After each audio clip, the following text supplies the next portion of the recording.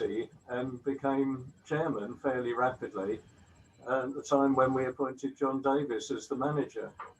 Well, I remember that. Yes. But we campaigned for things that people with visual impairment might need, and we didn't really make a lot of progress. We tried to get more money from the county council to support WAB, and basically they didn't have the money. And I thought that a different approach might be to get elected as a councillor and then actually get in place the things that visually impaired people might want. And I was elected the year after, 1999, I was elected to Warwick Town Council, was where I started, and actually served for 16 years there, including being Mayor of Warwick, which was an incredible amount of fun. But what I then discovered is that the sort of more senior position you can get into, the more people there are to do things for you. So as Mayor of Warwick, I had a car with a driver, so I could easily get to venues and different places. And if I went to visit an organisation like a care home or one of our local societies or clubs, they would usually assign someone to look after their guests. So I had someone to get me around where I needed to be and tell me what I was supposed to be doing. And I think that's quite important, that if you can get into these positions, being elected as a councillor or a committee of a community centre or any of these things, you then have people to support you and enable you to get things done. I served on Warwick District Council. I did 2 terms there, including being on the planning committee. And on the planning committee, I always looked at the plans from the point of view of what do people who can't see very well need in this building. We don't want steps at the front door that you might trip over or things of that kind. And also extend it to all of the different disabilities that there are. With the Royal Shakespeare Theatre in Stratford, they spent 4 or 5 years rebuilding the main theatre. And I served on a committee advising the architect. There was a bit like a Noah's Ark, really, because there were 2 of us who can't see, 2 people who couldn't hear, 2 people who use wheelchairs, and 1 woman who couldn't sit down. And we then designed the theatre to accommodate all those different disabilities. And I think that's the way forward, is get involved. We know what we need. We know it's difficult to recognise people's faces and things of that kind. But if you can get someone with you who helps and who tells you who you're talking to, then that gives you a way forward. Now, we've got elections for the county council coming up in a few weeks' time on the 6th of May. And I'm just completing 8 years of service. So I was elected in 2013. And completed 8 years. Because I live fairly near to Shutter Hall, it's really easy to get there. But crossing the road is very difficult. Drivers don't understand that there are people who can't see them coming. And drivers don't understand that there are people who cannot leap out of the way of a moving car. So I prioritise putting in pedestrian crossings, push-button traffic light crossings or zebras. And I've actually been putting them in at the rate of 1 a year for 8 years. I've got a zebra crossing in Cape Road, and I've got 7 new traffic light pedestrian crossings that I've put in High Street, Stratford Road, Upper Cape, Birmingham Road. And I also went round the existing traffic lights with push buttons, which are all controlled by computer. And I had the computer changed so that as soon as you press the button, the lights start to change. And I've had 10 sets of traffic lights changed so that they favour pedestrians. And basically, we've disabled the vehicle sensor. And as soon as you touch the button, the change sequence starts. Not only formal crossings, incidentally, to put in a zebra crossing or a traffic light crossing costs £65,000 as the cheapest. And one I had put in Stratford Road to support Aylesford School and Newborough Primary School we had to move the curb as well, and it put the price up to £100,000. So these projects aren't cheap, but don't let anybody tell you there's no money, because there is money. There are lots of projects in the county council which are not going ahead because they haven't employed enough staff to progress them. And so there's plenty of money sitting in budgets which hasn't been spent. What I've also done is look at other crossings where you probably couldn't justify a zebra or traffic lights, but just narrow the road. And if making it into a pinch point slows the traffic down, and it also means that pedestrians are in the road for less time because the road is narrower. And I've been around several points doing things of that kind. I'd be interested to hear of your experiences and where you find life difficult. And I'm standing for re-election on 6th of May. If I'm re-elected, I'll carry on doing this. I've actually got another 4 pedestrian crossings which are in plans and which are certain to go ahead actually whether I'm elected or not. There's a new medical centre being built in Warwick on the site of the former police station, and a traffic light crossing is part of the planning permission for that. Over at Warwick Hospital, they're building a multi-storey car park, and I've made a zebra crossing linking the car park with the hospital is a condition of the planning permission there, so that will happen when the car park is built. And I've got another 2, I can't think where they are now, which again are certain to happen for that reason.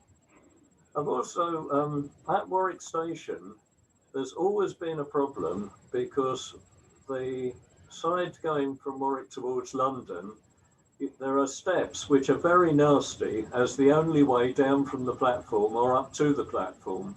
And steps can give us a problem. And there are plenty of other people who can't manage steps. For example, mothers with prams or people who use wheelchairs.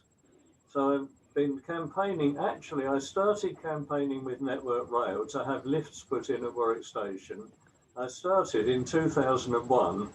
When I became a grandfather, and I brought my grandson back to Warwick to look after him for the day in the pram, and found the only way to get out of the station was to carry the pram with the baby in it down the steps, which I could just about do, but I could imagine most people wouldn't have been able to do that. Now, Network Rail are going to build the lifts, they're going to install them, and the workmen will be on site in June. And to put 2 lifts in from the platforms to the subway is going to cost £6 million, £3 million per lift. And the reason it's expensive is they're working on a station which is 170 years old on an embankment that was never designed for the 1,000-ton container trains that go through, or the passenger trains going through at 90 miles an hour. And so it's incredibly difficult to actually install lifts. But after 20 years of pushing for it, it will happen. It is certain to happen, and it will be done starting this summer, and it will probably take them 12 months to install the lifts. I think the lesson that we learn from all of this is persistence. Don't give up. Keep going until in the end it becomes easier for the other side to give in and do what we want. I've got plenty of other things that I've been up to, but I think it gives you a flavour of life is the electronics that we're using now, Zoom, is wonderful. It's wonderful when it works, and it's wonderful when you've learned how to use it. And it absolutely transforms life. When I receive council papers on my iPad, iPads come with speech built in. So if I need to enlarge it, I just use finger and thumb, move them apart, and it enlarges the document or the email. If I want it read out loud, I can just switch on speech and the iPad will read the email to me. It really is as easy as that. And the other way round as well, if I want to send an email, I can type it, or I can just press the microphone button, speak at the iPad, and it types out the email for me. All these things are there. They take a bit of time to get used to and to learn how to use them. But believe me, it is worth it. We can also, if we get documents on paper, like newspaper, there are plenty of devices now that will read those out loud. And Site Village, which is in normal times, once a year up in Birmingham, has all this equipment on display. And I know that Warwickshire Vision Support can give a lot of help there as well. But even an ordinary smartphone, if you download an app called Seeing AI, Seeing is SEEING AI, you just point the phone at the document and the phone will read it out loud. These things are absolutely amazing. Shall I stop and open up a discussion now? Yeah, by all means. Can I ask a question, please? Yes. My son has a hybrid car, which is part electric and part petrol. Now, he thinks this is marvelous, but I noticed when I was with him in the car the other day that we came up behind a couple who were walking in the middle of the road up to a golf course, so therefore they thought there was no traffic coming. And I said, shouldn't you beat them? And he said, I don't want to startle them. But of course, they can't hear the car. Now, if they couldn't hear the car, and these were people who presumably had no hearing problems and certainly no sight problems, what happens with people who do have these problems? Is this perhaps something that can be considered by the council? Yes, electric cars are a very big problem for all sorts of reasons. There was at one stage a project which Warwick University were running to try and add noise to cars, and they got a group of people who are visually impaired to take part in this project to see which noises should be added to cars. Actually, in the event, nothing has been done about this by the government, but there are several problems with electric cars.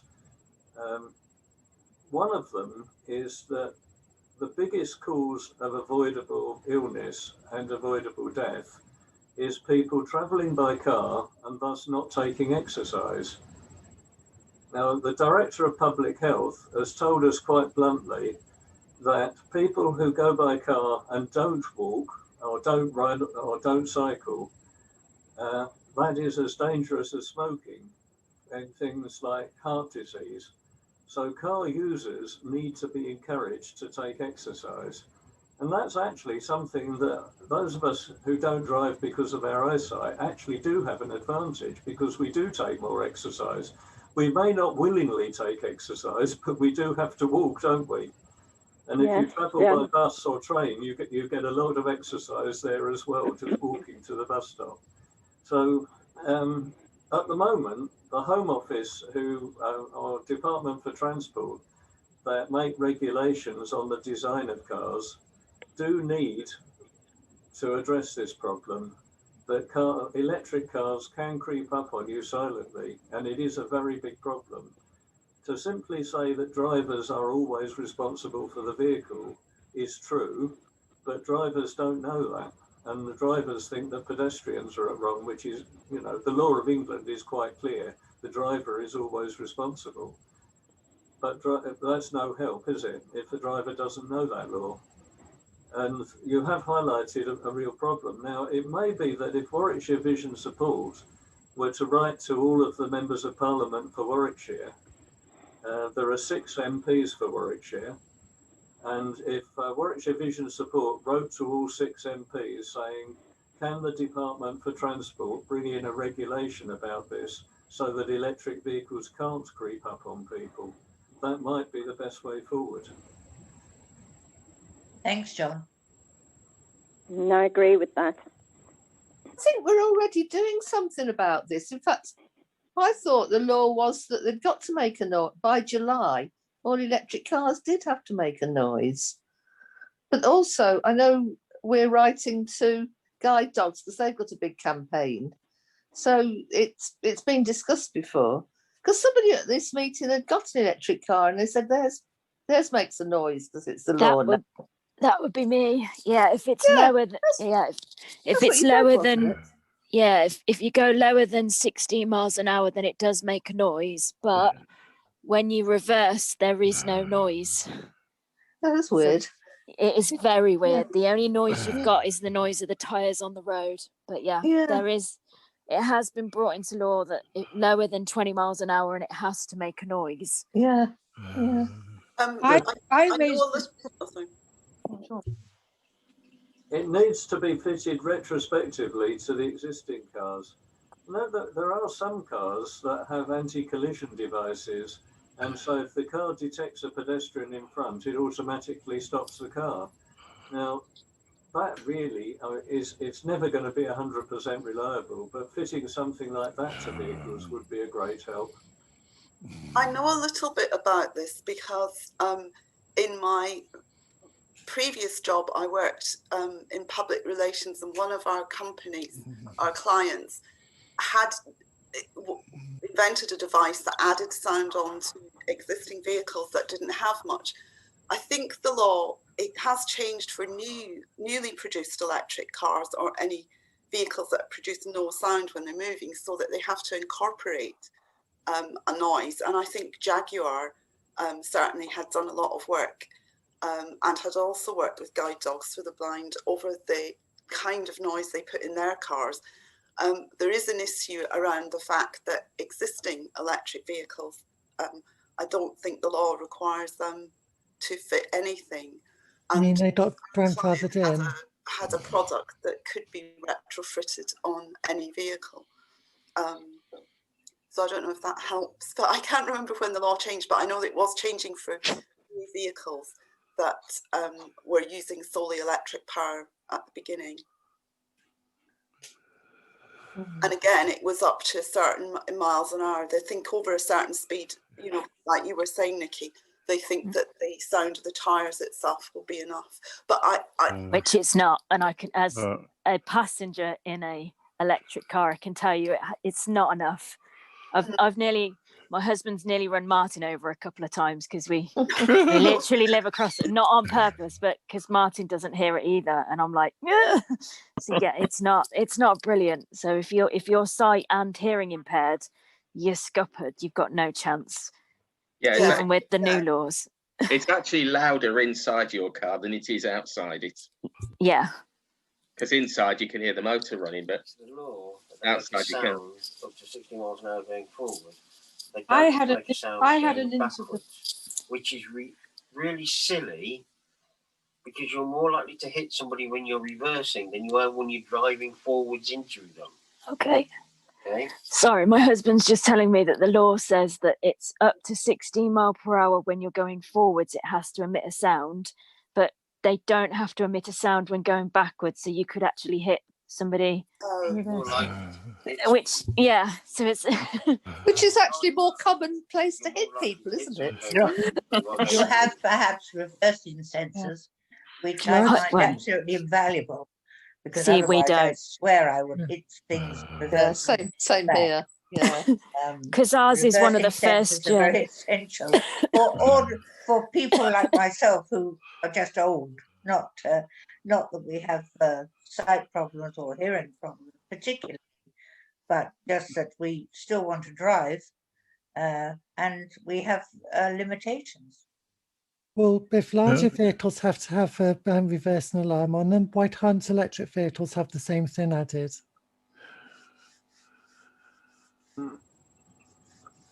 See, ours is a first gen electric car, so they've come a long way since we got them. So, can I come in there? Oh, sorry. Who's that? It's Jane. Can I come in, Kate? Yes, of course. I shared this an incident with the group, I think, some weeks ago. I live in sheltered accommodation in Stratford, and had an incident.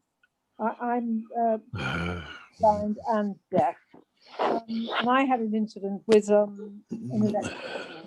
I did actually write to the about it, MP Nadim Sahawi, and he was very helpful. Because the government were looking into this. So I think if we all hang on a bit, we might get some definitive information. Thank you, Jane. Is there anything else that you'd like to ask John? Now you've joined us, Ian, you might want to ask John about the local elections. You had some queries over the safety of COVID-safe local elections. Yes, the elections are going ahead, even though it's absolutely fraught with problems. The law has prevented us delivering leaflets until, I think, Monday. I don't think we did. Yeah, leafleting is now allowed, but of course, Royal Mail and the people who deliver leaflets advertising local shops and so on, they've been allowed to continue throughout. But I think it's part, the risk of spreading COVID is so great that people delivering leaflets are at risk as well as the people receiving them. And usually at election time, we go around knocking on people's doors, canvassing for support, and that has been prohibited, although is allowed at the moment. But I have to say, I'm not doing it because there are several million people that the NHS has said should be shielding. We don't know who they are or where they live, and could be knocking on the door of a very vulnerable person. My view is that we shouldn't be doing door knocking at the moment. But the problem, of course, is this is actually going to be a very important election on the 6th of May, or people with postal votes will start voting in April. It's for the whole of the county council and also for the police commissioner. Oh, ridiculous. What is? Sorry, what's ridiculous? I think he was talking about his technology. He wasn't talking about what you said. Oh, no, not the. It was the whole idea of perhaps having the elections so much as at stake. But you see, it is very controversial, and the decision has come from the government, so we've got to get on with it.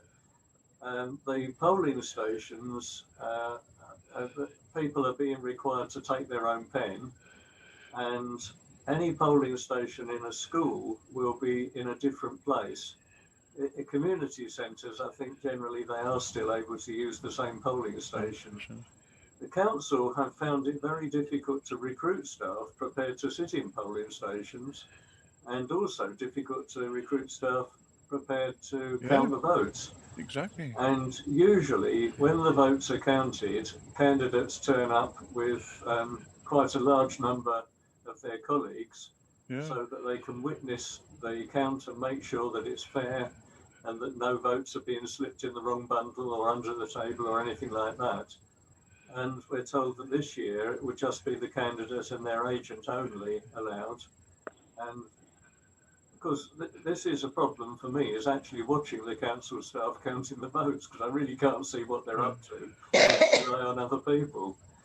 But the thing is, elections are very, very important. The county council provides services for vulnerable people. There are 700 children in the care of Warwickshire County Council, all of whom have had an absolute disaster in their lives to be taken into care.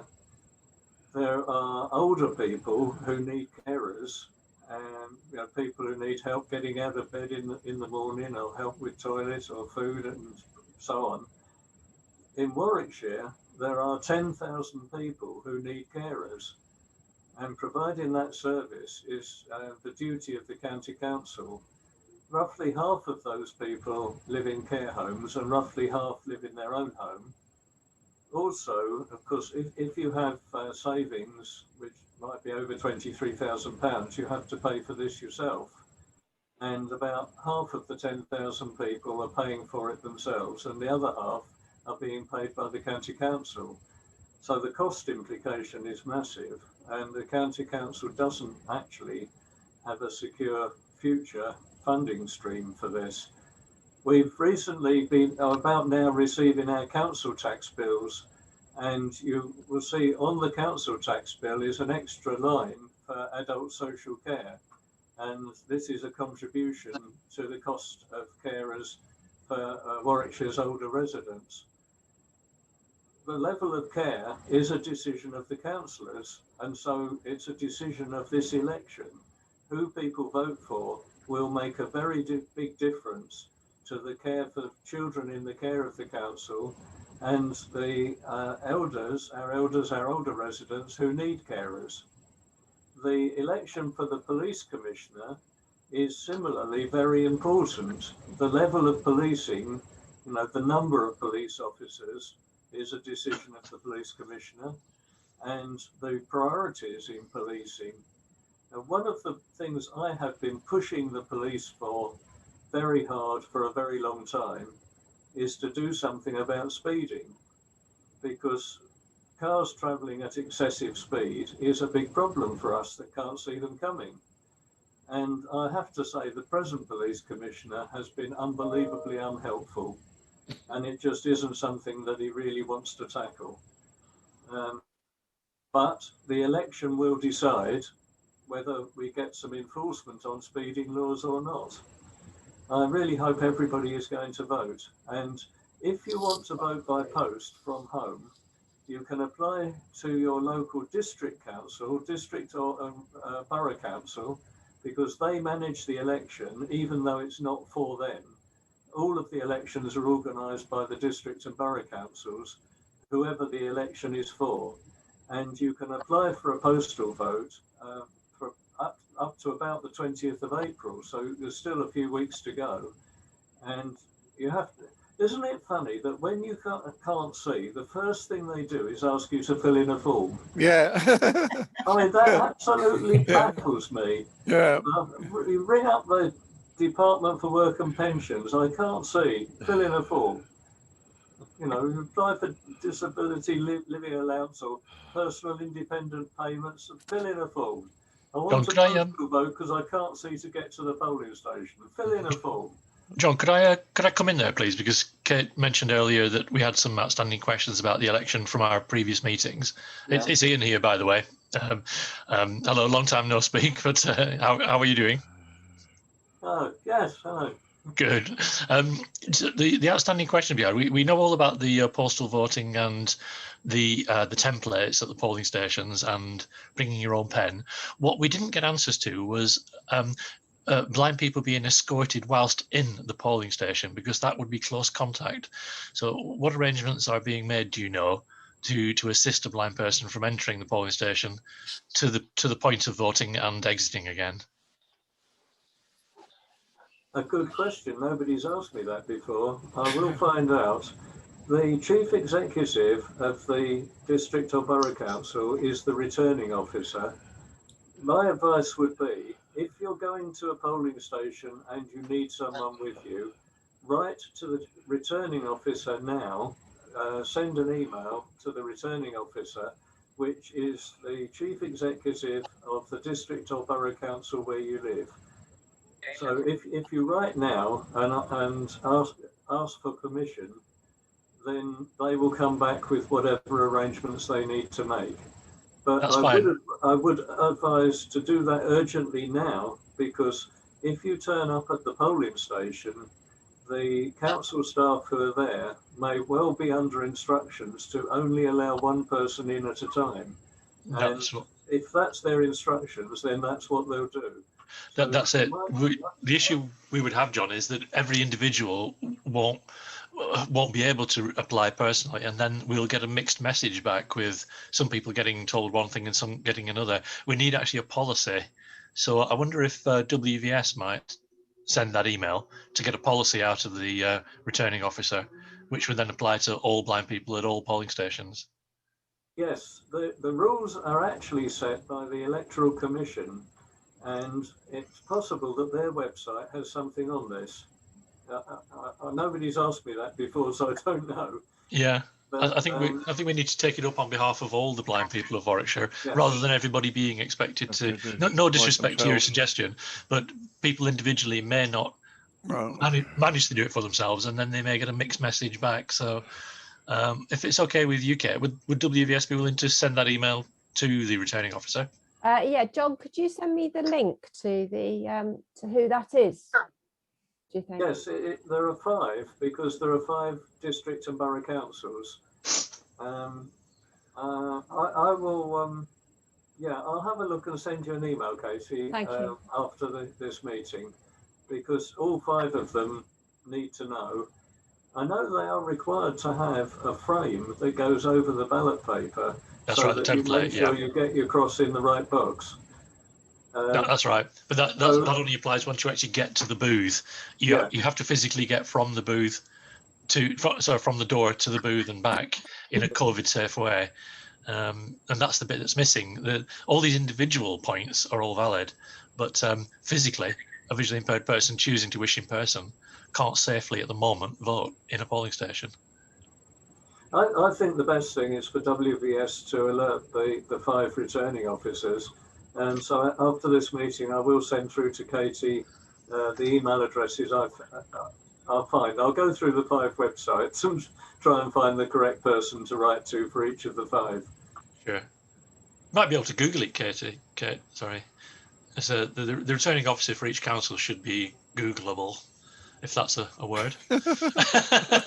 Yes, it should be. The rules they follow are set by the Electoral Commission, and my guess is that the rule does exist, but I don't know that without looking.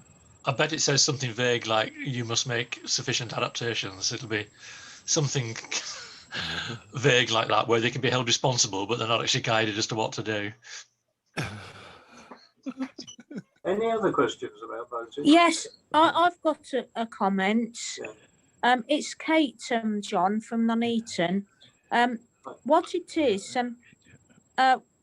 I often write about crossings. I've written about a crossing in Nuneaton, and I've also written about crossings in Hereford and Worcester. And I always get the same reply to say, oh, we just haven't got the money. So I find it interesting that you say that the council has got money for these things. It is that they just haven't got the people to deal with the project. Yes, what I would say is, first of all, it's the county council that deals with pedestrian crossings, no matter where they are in the county. And the local county councillor is the person that can make it happen. So it's a bit too close to the election. Well, a good time to get promises out of people is when they're standing for election, isn't it? So you could write to, when you know who the candidates are, write to them all, asking for a promise that they will give you the pedestrian crossing you want. But they're always saying that because it happens a lot, and I've written like in Worcester as well, so I used to live there, and the response is always the same: we can't afford it. Yeah, but that makes it easy for them. Once they've said they can't afford it, they don't have to do anything.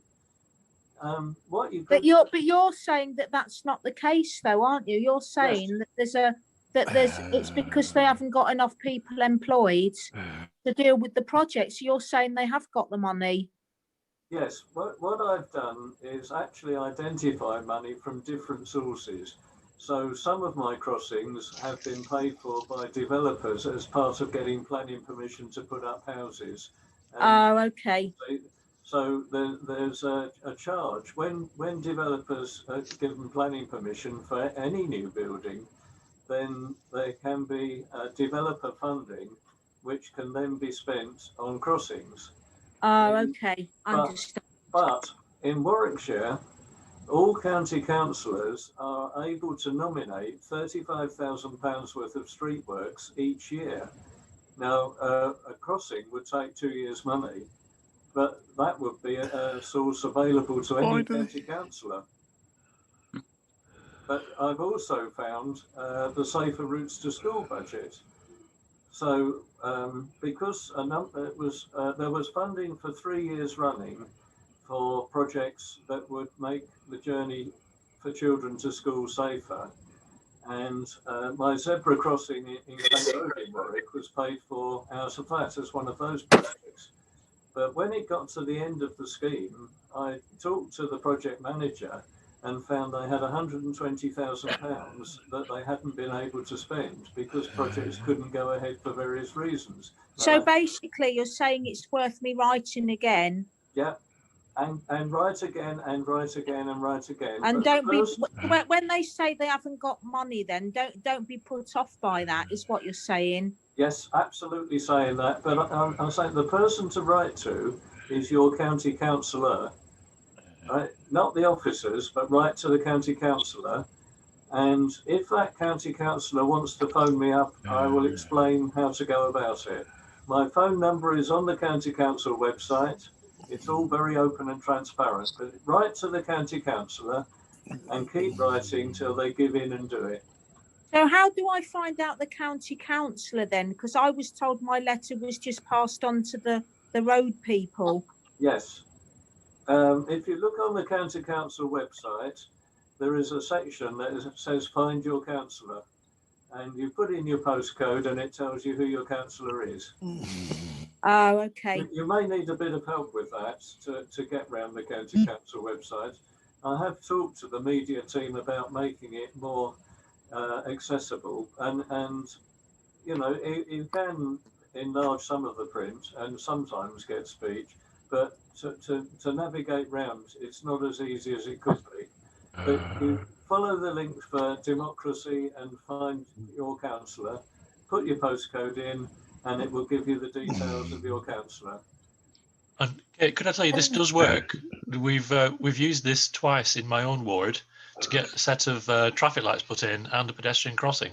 So doing this, applying directly to the councillor, does work. So just when they say they've got no money, just ignore it. Yeah, okay. The county council has an option to use money at their disposal. I'll find the original email that I actually sent regarding the crossing in Nuneaton, because I may need to make reference to it. But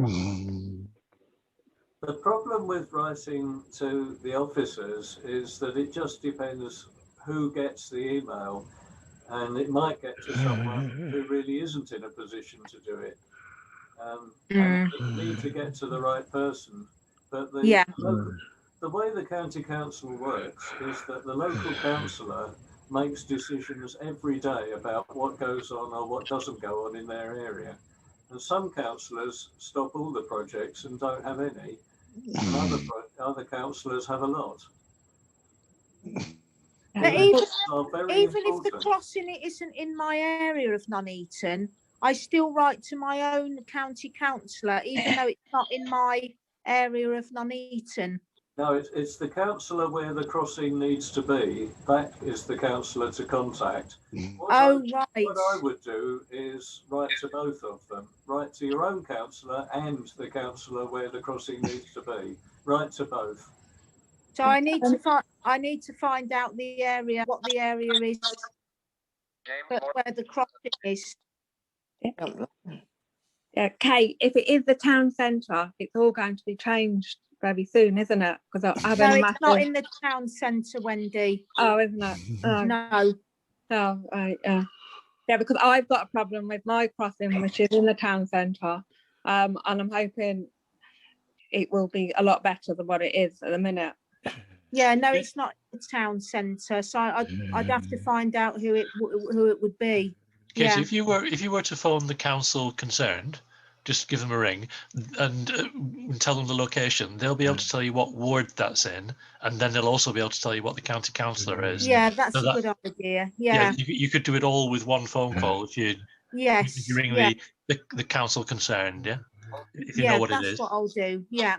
Well, it'll be the county council, and the phone number is a Warwick number, 410410. So it's 01926 for Warwick, and then 410410.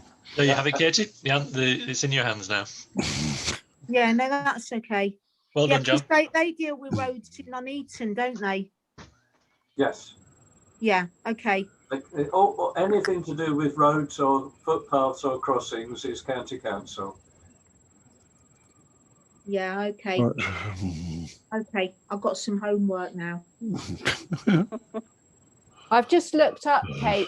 Your local councillor is actually an Andy Sargent. Oh, I've heard of him. So that looks like that's the one that comes up for your address. Okay. But the website is quite difficult to navigate, I have to say. Yeah. Yeah. Okay. What I've found is best is not to say either one or the other, but do both. And yes, keep trying until you find somebody who's going to take an interest. It's not really a logical or fair system.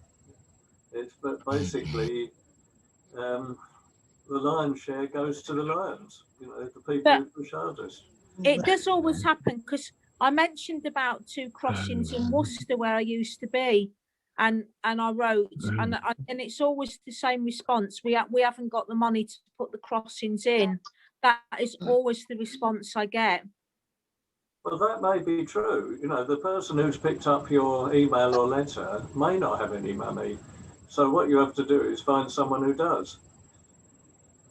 Don't ever be put off. Keep going. You know, sometimes, as I say, it has taken me 20 years to get Network Rail to put lifts in Warwick Station. The builders will be on site in June, but I started in 2001. And that's what you just have to do, I'm afraid. The County Council does have a formula for the number of people crossing the road, where you are then entitled to a crossing. The formula is PV squared has to be greater than 6 million. So that is the number of people multiplied by the number of vehicles squared in a year has to be more than 6 million. Now what they do is send someone out for a day with a clipboard, the number of people in cars on that one day, and then multiply it by 365. And of course they can't do that at the moment because nobody goes out. The pedestrian flows are normal. And you know when we were looking at safer routes to school, there were some councillors asked for crossings near their schools, and they were absolutely astonished at the number of schools that met this formula, where a crossing should have been put in, but nobody had asked for it. So once you know, if you ask for a crossing, you might find that the place that you're having trouble crossing the road actually does meet the formula anyway. But unfortunately, they can't do the traffic survey at the moment until traffic flow and pedestrian flows get back to something near normal, whatever normal is. Yeah. It seems as if there's one common thing with all the things we discussed this afternoon, and that is stay at home. Well, we all need to take exercise, I'm afraid. And actually getting out and about is interesting, isn't it? Running into people. So. I'll tell you what was mentioned earlier was guide dogs, and I have found guide dogs very helpful as campaigners. I found that the RNIB are very good if you need to go to law and providing lawyers. Guide dogs are much better at campaigning, and actually Warwickshire Vision Support I have found very helpful. And I keep saying to the County Council staff, so you have Warwickshire Vision Support on your doorstep. About half of the money comes from the County Council. Please make use of it. Warwickshire Vision Support is a resource that can give advice on what's needed. And but different departments in the County Council all work independently, and I just have to keep saying it to the different departments. What I'd like to know, John, is how did you get to sort of go on the council? How did you sort of get yourself known, as it were, and get yourself? Well, that actually is a very, very interesting question, because I've always been I've been a keen supporter of the Labour Party all my life, and I'm off. To get elected in Warwickshire, all of the councillors are representing a political party. At the moment, the majority are Conservative. Labour have run the council in the past, and there are some Lib Dem councillors, and there is one Whitnash Residents Association councillor. So really, you need to get involved with a political party, and then when they are looking for people to stand for election, put yourself forward within that party. And actually getting elected is not quite as simple as that, though, because I think I'm in an area which would naturally might well be conservative. So to get elected as a Labour councillor obviously is quite difficult. So what I've tried to do is sort of build up a sort of personal reputation in the way that an independent person might do. I don't think there are any independent councillors, though. But I think what's quite important is that when people get their ballot paper, they know who the person is they're voting for. And I have to say, I have an advantage here because I had to stop driving many years ago. I walk everywhere. And so living in the area that I represent, people see me out and about. And they've seen my face on my leaflets over a period now of about 20 years. And so people stop and talk to me in the street. And I have to then try and work out who I'm talking to, which is quite interesting. But I think getting known locally, and the way to get known is to actually take on people's problems and solve them. You know, build up a record of achievements of things that have been done. Having said that, national events can overtake everything and skew local elections. Local elections are really about having a local person who lives near you, who's going to stand up for the things you want. You know, think maybe a crossing, maybe a new school built, whatever it is. You want someone who's going to stick up for you and do that. And when people vote on their perception of the Prime Minister, good or bad, that's wrong, really. But it's a free country and people can vote for whoever they wish. When you very first started, though, and you weren't well known and your face wasn't on the leaflet, did you just get involved with campaigns, or did you just do a lot of voluntary work to sort of get yourself known that way? Yes, all of that, actually. I did get involved with local campaigns, and local newspapers then were, I think, a lot more important than they are now. I think that 20 years ago, everybody used to read the local newspaper, and I don't think they do now. Oh, I do. Also, when my children were at school, I became a parent governor at their school, which is all in the local area. And I actually was a school governor in Warwick for 29 years, because I started as a parent governor and I never left. The children left and moved on, but I stayed on as a co-opted governor. And so you got yourself known that way. So you just got yourself in lots of different fingers in different pies. Yeah, absolutely, exactly that. And of course, the problems that different organisations face are all very similar. Usually lack of money, and the community centres have management committees. Every doctor's surgery, every GP surgery has a patient participation group. If you want to join that group, and it's a way of supporting the NHS.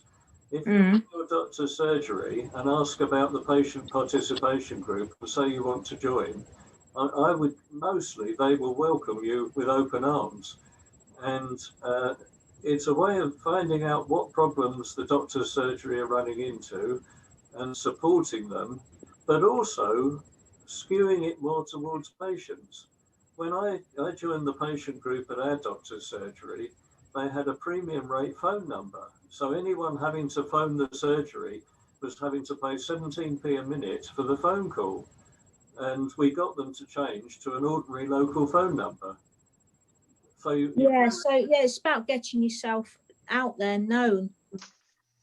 Well, the first meeting I went to of the patient group, I became the chairman because no one else wanted to.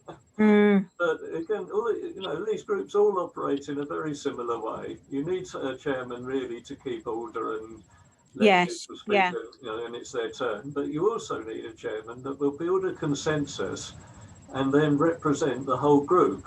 So on the question of the premium rate phone number, we all wanted the doctor to get onto an ordinary local phone number that wouldn't cost anything extra. And that was the job of the chairman. Now, the GP practice had got into a long-term contract with a phone company that it was difficult for them to get out of. And it wasn't easy. We will see all sides of the problem. But at the end of the day, you can't have people ringing their doctors being put on hold at 17p a minute. And people with mobile phones, it was a lot more than that. So we actually did, we've supported the GP practice on some things, because the chairs of the patient groups all meet and they get information from the NHS in advance of the doctors knowing it. So you can support the doctors by feeding back information and working with the clinical commissioning group on things that the surgery needs. And you know, it helps everybody. And yeah, getting involved with these groups is good. And what I have found is, the more senior position you get into, the easier it is. Because yes, yeah. If you're chair of school governors, there is a clerk to the governors that will do all the paperwork for you. Yes. So the chair of governors doesn't do any paperwork, the clerk does it. Yes, yeah, no, I get that. Yeah. John, I'm glad you've had that positive experience of patient groups. My experience, though, unfortunately, is exactly the opposite. The one at Croft Medical is truly awful and is just used as an excuse to let patients vent their spleens. Promises are made and then they're just never delivered. So you've had a good experience, but sadly it's not uniform. Well, actually, when we started, we couldn't get any of the doctors to come to our meetings. So we were having meetings, working out what needed to be done. The practice manager didn't have any authority to make changes. And we finally got the senior partner to come. And he said, I only set this group up because we've been offered some money from the Department of Health and it was getting more money into the business. And we said, what? It's not a business. It's a doctor's surgery. But over the years, by talking and listening to each other, we've come to a middle point where we do understand their financial realities and they understand our needs. I think the key is to talk and keep talking and try and build a consensus, see what can be achieved and go for those achievable things. And you do need to engage with the doctors though, and at least one of them come to the meetings. What we did find is the youngest qualified doctor, the newest qualified doctor, we got on really well with, because doctors' training now is much more patient-centered and about meeting the needs of the customer. So having the new young doctor in worked really well because she was already tuned in to this way of working, whereas the older doctors nearing retirement are not quite in that mindset. But I think it's just a case of, look at all the different services that you make use of and see where you can help, getting on their committees and advisory committees or management committees or boards of governors or whatever. And some, And also, because I was thinking about the George Eliot's, because the George Eliot's my local hospital, and I'd like to sort of see more signage up, like to help visually impaired people get round the hospital and find the different departments. So I suppose they have a committee as well, like a forum. Yes, they do. And that's actually quite important you've asked that, because they have a board of governors who are elected by the patients, and the elections are due in the autumn of this year. And if you want to have a vote, you become a member of the NHS Trust, and you do that by simply phoning the hospital and saying, I want to be a member. It's free, it costs nothing, and it will give you a vote in the election for hospital governor. You can stand as a candidate, but at the very least you'll get a vote. I mean, if you go to the eye clinic, the notice is usually a large one, isn't it, in a large font. But the broken leg clinic is in small font. Well, people who can't see break their legs as well. And we Yes, yeah. it's no good putting the broken leg clinic in a small font so that only people with good eyesight could get there. We Yeah, want all the that's notices big. Yeah, And that's what you can do. You know, if you go in, if you got elected to the Board of Governors, you might be the only person there with eyesight, and you would then add to that board because you would know things that they don't know. yeah. There must be a patient forum, like meetings and that you could go to, and yeah. It is actually this elected Board of Governors.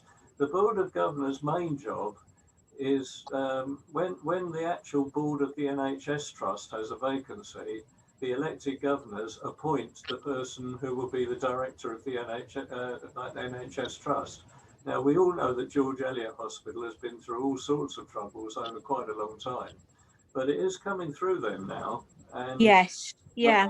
I have to say, I've only been in George Eliot once, and I thought it was a really impressive place.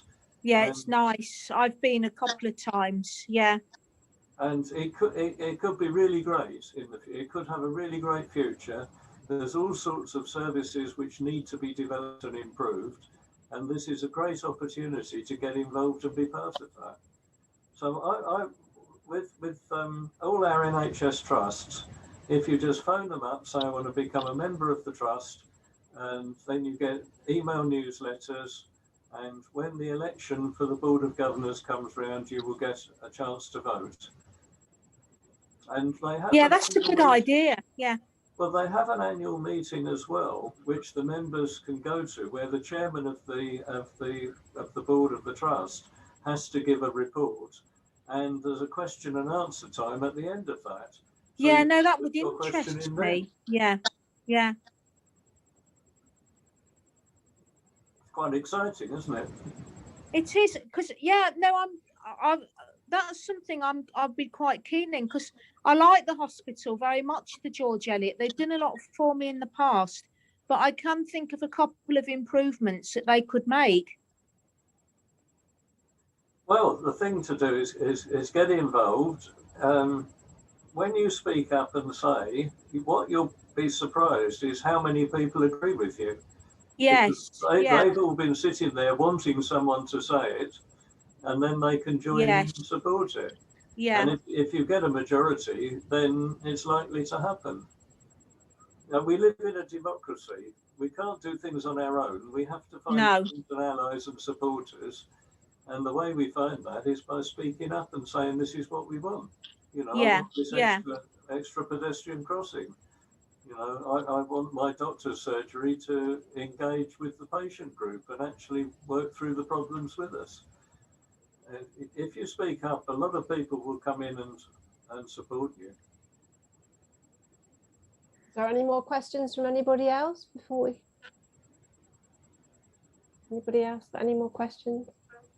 Can I ask an irrelevant one? But you just mentioned that they're building a multi-storey car park at Warwick Hospital. Yeah. And of course, those of us who have to use our cars to get there all live in dread of not being able to park. Is that for the staff or is that for the customers? Yes, both. It's a 4-storey building, and it's at the stage where it has got planning permission. Right. I don't know when the building work will start. Well, what we've tried everything really. I know encouraging patients to cycle is not realistic because obviously of whatever medical condition they go to the hospital. Yeah. But NHS staff understand keeping fit, and a lot of the staff would prefer to cycle. So I have been trying to build cycle routes. There isn't a cycle route that actually gets to the hospital, but there is one that goes quite near it. And we've got plans to build cycle routes to and from Warwick Hospital.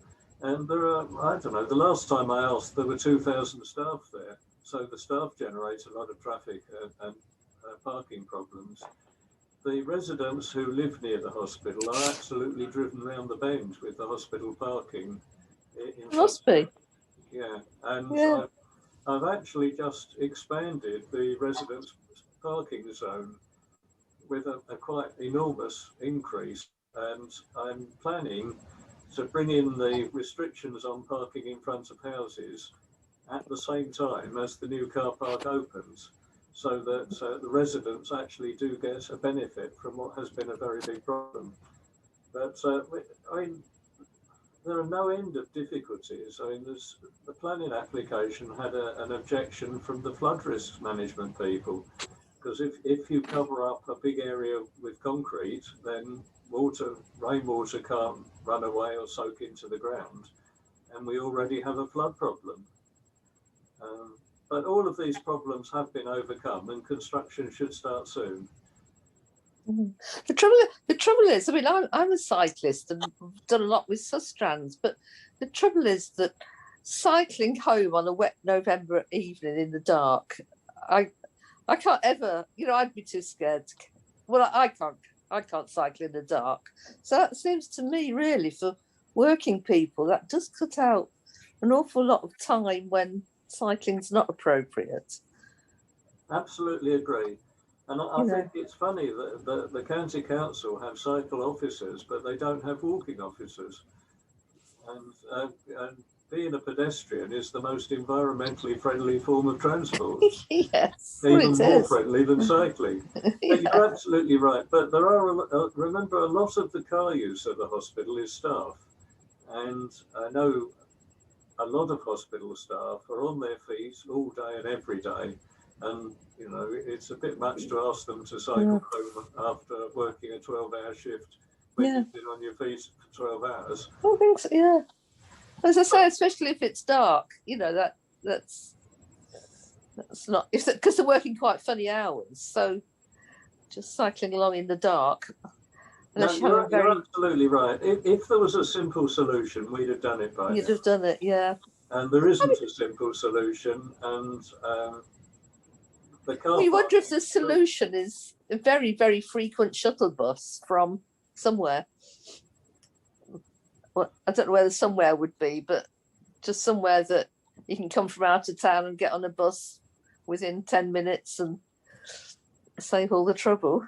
Well, we have got the bus service to Warwick Hospital. I think it used to be once an hour, and I got it increased to once every quarter of an hour.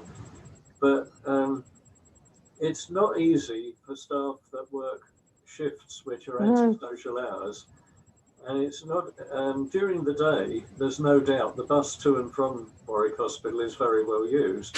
But the last bus is about 7:45 in the evening because nobody was using it after that. I think visiting time finishes at 7:30 and there's a bus to coincide with that. But nobody was using the bus later than that, so Stagecoach have cut it out. But I think there's no, you know, with these complicated problems, there isn't one answer. There's lots of different things, each of which will be a bit answer. And that's what we have to do, is have a vision and then work towards that vision. Because really coming from out of town, you could do with parking somewhere like St Nicholas Park and just jumping on a bus or something, just so that, you know, because the car park's so small, really. You just want some safe alternative to be able to dump your car. Well, there is planned to be a park and ride at Heathcote in South Warwick. People are very reluctant to use it. I think, yeah, you do. You have to be forced to. And the problem is, with park and ride, it's got to be frequent enough to be easy. And so the buses will be empty. You know, it's got to be subsidised like mad, so that you can just turn up and get on. You know, it is a problem. I think Fiona's got a question for you. Have you, Fiona? Yeah, I have actually. Firstly, I was very happy to hear you say that 20 years ago people read their local paper, because I used to work for one of them. All right. so that's very heartening. This is more of a general point, because I know that there won't be money in the budget for this, but it's about public transport. I live in a village, and as you're probably well aware, that transport to villages is pretty woeful. Yeah. my village is halfway between Rugby and Coventry. I live in Stretton on Dunsmore, and we do have a bus service that runs between the two, but it's, you know, every 2 hours and a bit. So, you know, it's 7:15, 9:20, 11:40, so on. There isn't a bus.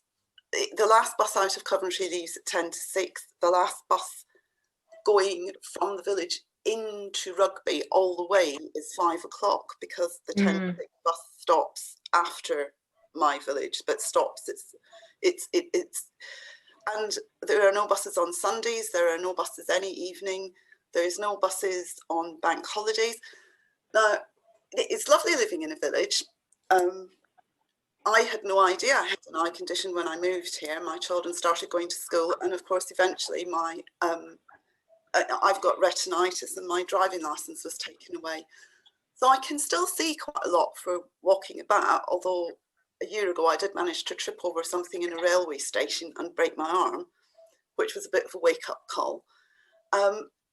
But I think we just live in, people who use the bus who cannot drive for whatever reason, whether it's because they were too scared to learn or they've become a bit infirm. We're all terrified that the buses are just going to vanish one day. And it also feeds into what you were saying about keeping fit, because when I was working full time, I couldn't go to an exercise class anywhere without paying for a taxi home, which is unaffordable, or relying on somebody else to happen to want to go to the same classes as me. So I you know, recently, up until the pandemic, I had been going to a yoga class because someone in the village was kind enough to, you know, take me with her when she was going. But it's very, very, has a very big impact on your social life and the sort of dynamics with the people that you know, and doing things independently. So, you know, just when I got to the age where my children were old enough, you know, sort of mid to late teens, to leave on their own quite happily, I lost my license, and suddenly, just at the time when everyone says, oh, take up an evening class, do this, see your friends, go out, enjoy yourself, very, very much more difficult to do. And so while I know that our service is subsidised, I know there's just problems. There's only one other service in the village which goes twice a week, just the once, on 2 separate days, between here and Leamington and back again. And in my previous job, it was in Coventry, and then they decided to move to Leamington, which meant I got assistance from the government to do that, but it was very, very difficult. It's only 12 miles down the road. I couldn't find anybody who actually went there in the morning at the same time as I did. And I think that this must apply to a lot of places in Warwickshire. And the other view that a lot of people have is simply, oh, well, you just got up sticks and move house, which I think I probably will have to do in the end.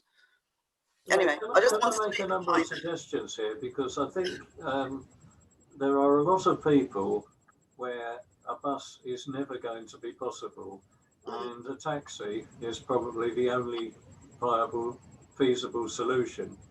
Now, as you mentioned, if it's linked to a job, then the access to work scheme from the job centre will cover the cost. What they do is a simple calculation. They look at, if you're at work paying income tax, they work out how much they'll collect. Or if you're not at work claiming benefits, they look at how much it costs the government. And if it's cheaper to pay for a taxi, then they'll do that because it makes a profit for the taxpayer. But for everyday social activities, or if you're not at work, the council used to have taxi tokens, so that where people are entitled to bus passes, which will be pensioners, but also people with disabilities as well could have bus passes with free bus travel, but there actually was no bus. They could, instead of the bus pass, have taxi tokens, and you would pay the taxi driver with these tokens, and the driver would claim it back from the council. Now that is a political decision. When we had Labour councils, they did it, and when we have Conservatives, they've said no, they won't do it. So when we have the election in a few weeks' time, this is one of the things that the voters will decide, if you want schemes of that kind or not. Yeah, it was just more of a general plea when it will come to the inevitable time when bus routes are debated, is that it's about more than just being able to get to your doctors or other essential appointments. It has a huge impact on the social life of a lot of people in the county, really. If it's a medical appointment, there is a scheme of volunteer drivers that would drive people from. I'm aware of that. I was just wanting to make the additional point about the impact on social life, partly because Izzy Seckham, whom I know is in the Conservative Party, had a couple of years ago made quite a lot of pronouncements about loneliness and so on and so on. And of course, not being able to get out without having to sort of either ask a favour for friends or find that, they're of a like mind, adds to that, because you don't have your own autonomy to do it yourself. Can I just say, this is just another point. I don't know, what's that lady's name that's talking about the village? Fiona. Fiona? Yeah. Well, you don't know me, Fiona, but my name's Kate. And I used to live in a village against my will. When I lived in Worcester, I lived in Witchingford. I won't go into the ins and outs, but basically it was against my will. I didn't want to live in the village. But that's another story. But I can relate to what you're saying, because the village I lived in, it just had a couple of buses a day, and Sunday and bank holidays and evenings, it had nothing. I had great independence in Worcester. And then all of a sudden I was living in the village against my will. And it just added another layer, because it's bad enough getting around as a blind person anyway. Just living in a village with no car until they come out with computer cars. It was just really, really difficult. Yeah. So I can relate to what you're saying. It must have been terrible if you hadn't chosen to live there as well. But. Yeah, if you don't like it. John, when were the taxi tokens? How long ago was that? I used to have taxi tokens when I first came to Stratford. Yeah, I think it's they stopped over 10 years ago. Right. Yeah. And there was a big fuss about somebody using their taxi tokens to pay for going to the airport for going on a foreign holiday. And when I tried to track this back, I actually couldn't find anybody that it's one of these myths that people make up. But it may have been true. But why shouldn't people who live in a village with no bus have use it as a taxi to the airport? Because everyone's entitled to go on holiday. Yeah. It's a shame because. Oh, can I ring you later? I'm on a Zoom call. Okay. You can get very, very isolated living in villages, and there are people in Warwickshire that live 10 miles from a bus stop and never have the opportunity of a bus. And independence is really important. So, if you ask people, generally they're very helpful, but you lose your independence, don't you? So is it a case of when we have the local elections in May, whoever gets voted in, say, in Stratton-on-Dunsmore, that you then approach them about reinventing this taxi token service? Is it then their responsibility to bring it up? I wasn't thinking that so much. It's just sort of raising a flag to defend the bus services should they come under further attack. Because in the debates that I've heard or seen, and some of the debates in national newspapers, not that there's many of those, there's a lot of talk about the very, very bad cases where people cannot, say, get a bus to their GP or whatever. But there's this big swathe in the middle where people, I could get to work, but I couldn't, when I came home from work, to stand on my own to go anywhere else. I had to persuade someone else. I thought Fiona and I are going to get on well, because we're listening to me talking. Sorry, Kate, can Jane say something? Yes, Jane. I just heard on the news yesterday that there was a government plan to bring out more bus services. They were portioning so much money to develop a new bus service, particularly for people in the position that Fiona's in. So keep your eye on that. I'd heard the announcement, but I thought I assumed it meant towns. Can you explain that? Because what the government announced yesterday is just over £1 million for Warwickshire for rural bus services. But what is likely to happen is that the cuts that the county council have put in their budget, because the council taxes has gone up going up from the 1st of April, but the money being spent is massively less. And I would guess that the money the government have announced will simply balance out the cuts that were going to happen anyway, so that perhaps there'll be less cuts. I don't see anything more. And I say I have had the managing director of Stagecoach into Shire Hall with the transport planners. And when Steve Bird was the managing director, we got on really well, and he did increase bus services between Warwick and Stratford. It used to be 2 buses an hour, and he put it up to 4, one via Wellesbourne and one direct. And we got on really well. Then he was headhunted for Saudi Arabia to go and run buses there, which was a terrible loss. And the new man that came in put up fares and reduced services. And we got him into Shire Hall. And I'll tell you exactly what he said. He said, in Manchester, Stagecoach is competing with another private bus company, so we have to run at a loss. In Warwickshire, Stagecoach has a monopoly, so we have to make a profit in Warwickshire to subsidise Manchester. Yeah. We absolutely thought that was appalling. And he said, look, Stagecoach is not a public service, we are a private company. Yeah, that's Well, true. they are, I Now, suppose. he Yeah. has moved on since then, and a more reasonable manager has been appointed, who I haven't actually met yet, but I've been in contact with, and he has sort of tried to meet us halfway. In the southern half of Warwickshire, there is only one bus which is subsidised, which is the 15 running through Warwick Gates and Heathcote area of Warwick South. And what's really significant is that is a brand new housing estate which has been so poorly designed that it cannot support a bus service. And you would have thought the planners would have designed the new estates so that actually bus services would be viable, because they're starting with green fields, but they haven't. So if the bus services, if the bus subsidies stop completely, then that bus will stop running. It's simple as that.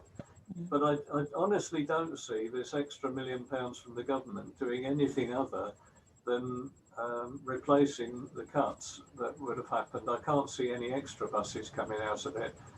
But I think, you know, with democracy, the price of democracy is vigilance, and keep your eye on your councillors and what we're up to.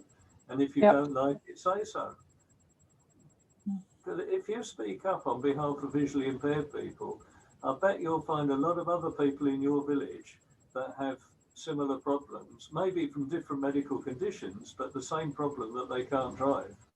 You know, there's people with high blood pressure and all sorts of other reasons that lose their licenses.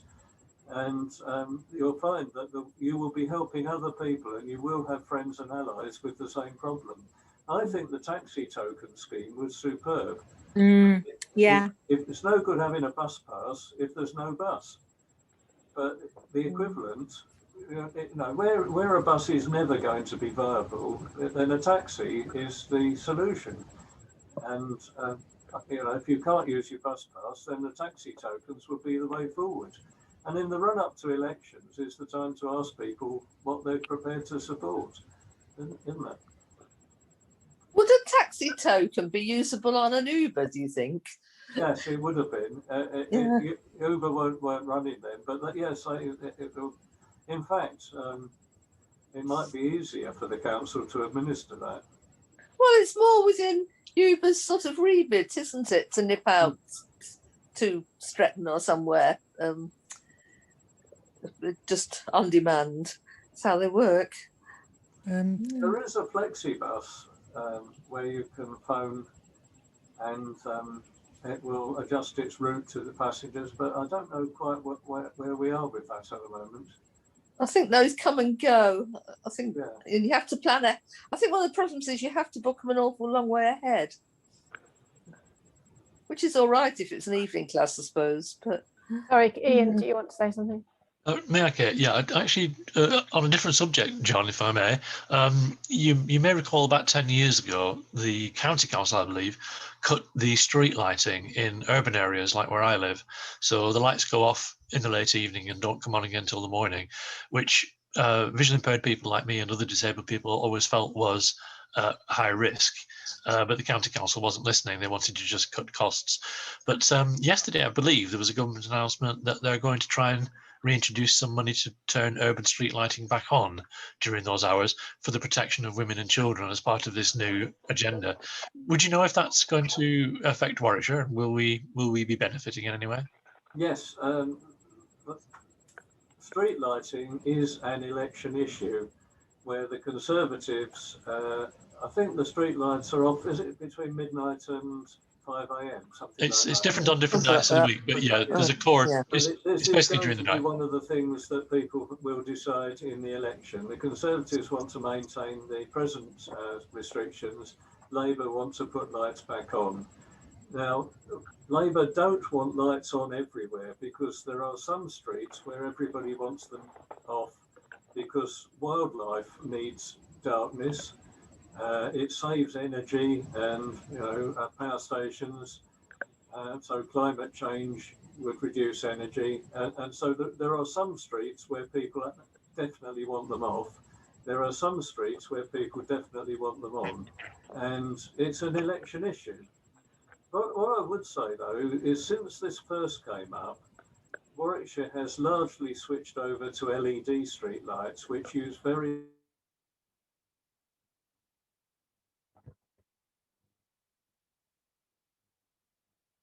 massively reduced because the electricity bill is very much less.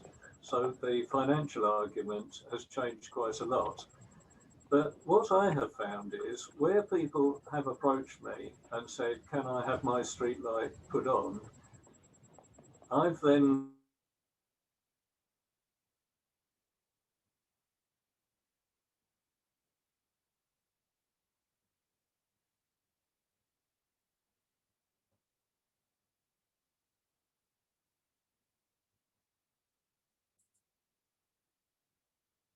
that system in, as you can imagine. They did that because if there is an incident and the police ask for a street light to be switched on, it is done instantly. They can instantly put the light back on. Right. But where I've got people in shelter bungalows, and I've got sort of a dozen shelter bungalows together, they said, well, sometimes we have to go in and out of each other's houses at 3 a.m. to help each other and things like that. And there was no problem getting that street light switch back on, none at all. And sometimes you have shift workers like people who work in newspaper shops, news agents, that might have to leave home at sort of 4 or 5 a.m. to see the papers in. And all reasons of that kind. But certainly, if there are vulnerable people, they will put the light on all night now. And it just needs the local councillor to ask for it. That's interesting to know. Thanks, John. I don't think my street lights across the road from me has ever I've ever seen it off at night. Sorry, I didn't hear that. I said I don't think I've ever seen the street light that's across the road from me off at night. No, no. Where I live in the town centre, my street lights stay on all night. And actually, I'll be honest, I'd quite like them turned off because our bedroom gets a bit too light. There are people that live right by street lights and get driven round the bend by the light going into their bedroom. Yeah. And we've done a lot of work on those because you can actually block off part of the light so that it doesn't shine into people's bedrooms. Yeah. And I've been around a lot of street lights having that work done. In fact, the streetlight team are very good at that, at shielding bedrooms from excessive street light. It's a little metal guide they put on, isn't it, John, that blocks the lights in that specific direction. Yeah. A bit like the guides around zebra crossing lights. Yeah, it just obstructs light going between the light source and a bedroom window. You know, it's like a little metal panel they put on the lamp. Yeah. I Yeah. don't know if anyone else has found this, but when I'm in a room with LED streetlights, everything looks very much clearer and sharper to me. And I did talk to the consultant down at Moorfields Eye Hospital about this, and he said nobody else had told him that. So it may be just my eyes, but you know, as we're switching over to LED bulbs at home, and offices and shops and so on are switching over to LED lights, everything to me seems much clearer and sharper. I really don't know why, and I wondered if anyone else has found that. No, I still prefer white light. Yeah. It might depend on the color temperature of the bulb. Just then it'll be there's something to do with the color profile of the light that's to be affecting it. Because having too much blue light can actually affect your eye's ability to focus. So by having a warmer white that's got less blue in it, you might be able to focus better. Well, that could be it. Yes. Interesting. Also, sodium street lighting was obviously very yellow, so it didn't have much green in it, and that might have affected your ability to focus as well. Well, it won't be long before the whole of Warwickshire has LED streetlights. The running costs are much lower. Yeah. So the finance argument disappears then. But what I would say is, if you have anywhere where you particularly do need a light switched on all night, then ask for it, and they certainly will. The lighting team will respond to vulnerable people. That's really That's good to know. interesting. Right, I think we've probably covered quite a lot of ground. We have, yeah. So I think unless there's any more questions, I think we'll bring this meeting to an end. Has anybody got anything else finally to finish with? Just say thank you very much. Yeah. Thanks, John. Thank you, John, for coming along. Thank you, John. Well, it's very nice to meet you all, and to meet a few people that I knew from years ago as well. And I'm pleased that WBS is really thriving, because it clearly is. I do keep arguing for more funding for Warwickshire Vision Support, and I sort of have to declare a bit of an interest there. But I was just thinking while we were talking, I don't remember the last time I paid my subscription. Do we still have to pay a subscription? No, you don't have it anymore. Oh, is that why I haven't paid then? That's what. Don't have to. That was a loss, I think. You would have heard from them if you did have to pay it, John. Well, very nice to meet you all this afternoon, and thank you very much, Katie and Louise, for inviting me. It's been a great pleasure. Good luck with the election. Thanks, John. Just to let everybody know Good luck before in the you all go, then in a fortnight time we've got guide dogs for the blind coming along. Right. Okay. So that'll be on the 31st. And the lady that's coming to talk to us actually is what they now call a puppy parent. So she's had some puppies during lockdown. So it might be quite an interesting chat. Excellent. Okay. Thanks, Kate. Thank you. Thanks, Kate. Lovely. Thank Thanks, you. John. Bye. Bye, everyone. Have a good week. Bye. Bye. Bye all. Bye.